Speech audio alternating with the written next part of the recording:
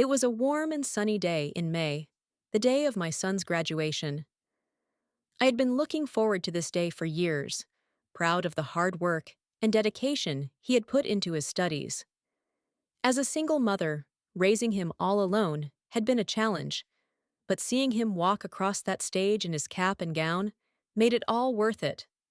I had spent the entire morning getting ready, picking out the perfect outfit and doing my hair just right.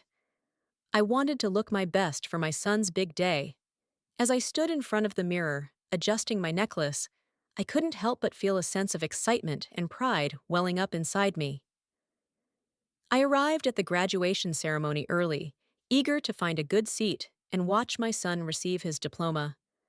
The auditorium was packed with proud parents and family members, all eagerly awaiting the start of the ceremony.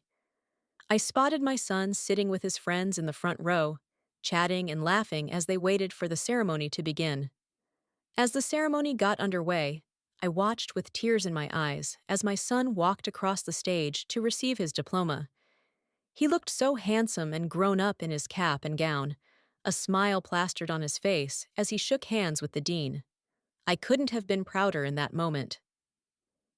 After the ceremony ended, I made my way over to where my son was standing with his friends. I wanted to congratulate him and maybe even meet some of his friends that I had heard so much about. But as I approached, I overheard him introducing me to his friends as their housemaid. I felt a surge of humiliation and anger wash over me. How could he introduce me like that, after all I had done for him? I had sacrificed so much to raise him on my own, working multiple jobs to put food on the table and clothes on his back. And this was how he repaid me?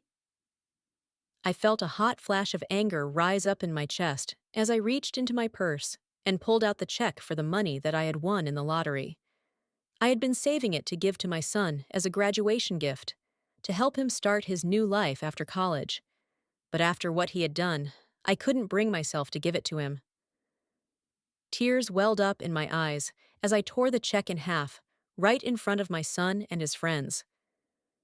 I could see the shock and confusion on their faces as I ripped the check into pieces, the sound of paper tearing echoing through the hallway. "What are you doing, Mom?"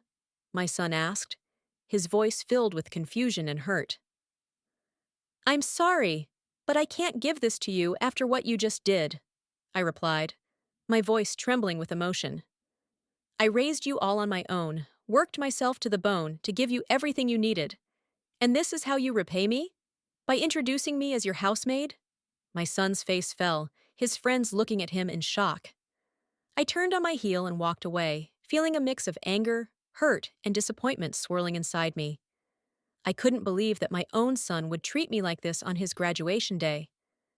As I made my way out of the auditorium, I could hear my son calling after me, apologizing and asking me to come back.